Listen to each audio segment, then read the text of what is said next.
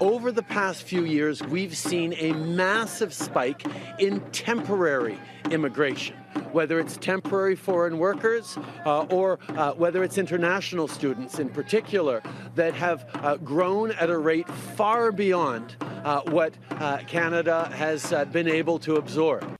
It turns out that asylum seekers are exploiting Canada's international student study permit system, and more people are now realizing that Canada's open floodgates have reached an unsustainable critical mass.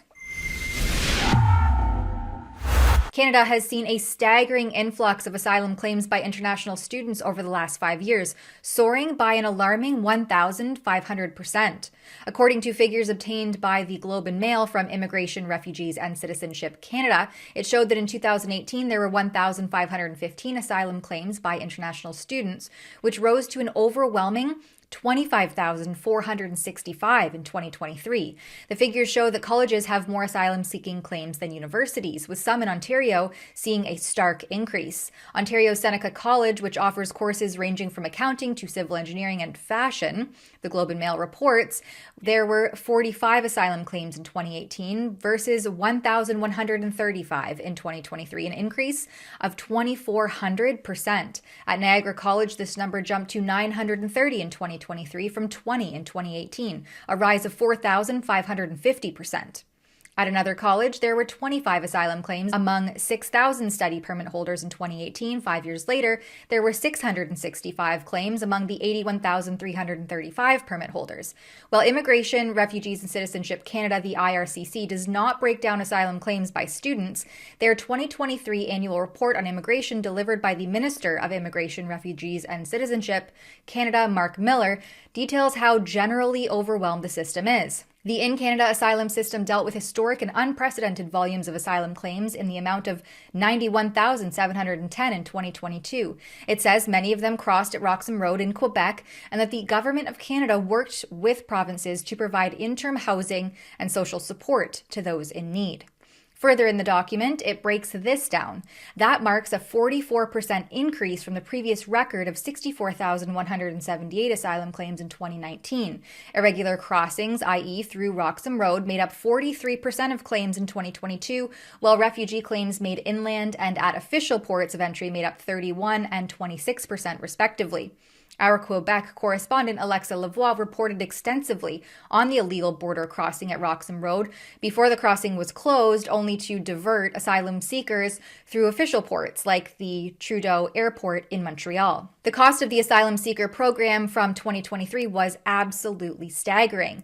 Operating on a cost-sharing basis, the federal government has disbursed almost $700 million to provinces and municipalities under IHAP, that's the Cost-Sharing Interim Housing Assistance Program, between the feds and provincial and municipal governments, meant to prevent homelessness for asylum claimants, for expenses incurred between 2017 and 2022, including approximately $400 million to Quebec. The IRCC continued to provide asylum claimants with health care coverage under the Interim Federal Health Program.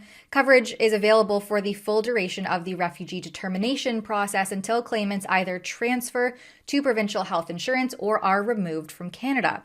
That's right, Canadian taxpayers are on the hook for the hotels, meals, clothing allowances, cab rides, and health care for people who come into Canada illegally and may not even qualify for citizenship.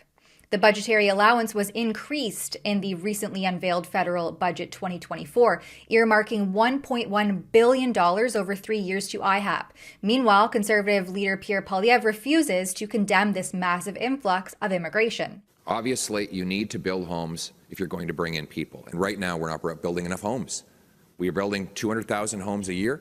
We built fewer homes last year than we built in 1972. 50 years ago, when our population was half of what it is now. We need to make a link between the number of homes built and the number of people we invite as new Canadians. This has been such a disaster in the making that even the out-of-touch and out-to-lunch Trudeau government knows blaming the governments before him is just simply grasping for straws. Once you've been in power for 8+ years, it becomes harder and harder to blame the previous guys for challenges you're facing.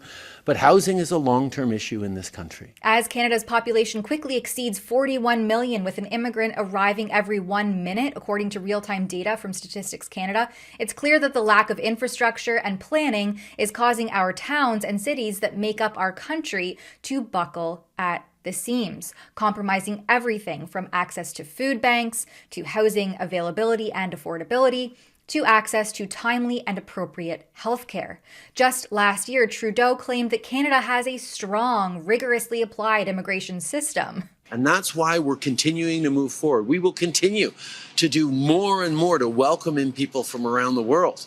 But we're going to make sure that it's done in the right ways, appropriately, so people aren't putting themselves at risk by trying to cross borders illegally, where they're not giving money to criminals to help them come to a different country, but we're taking in people in a way that maximizes their chances of success. Except that a year later, now the real-time data shows the fallout that these radical immigration policies have had on our country has not only placed undue burdens on the backs of Canadians, but also on new immigrants who struggle to survive.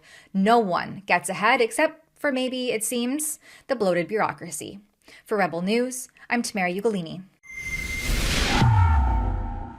Canadians are suffering as a result of uncontrolled immigration under the leadership of Prime Minister Justin Trudeau. Not only has the cost of living soared, but there's inadequate housing, and our social welfare system and healthcare systems are buckling at the seams. Sign our petition and demand an end to this influx of immigration at netzeroimmigration.com. That's netzeroimmigration.com.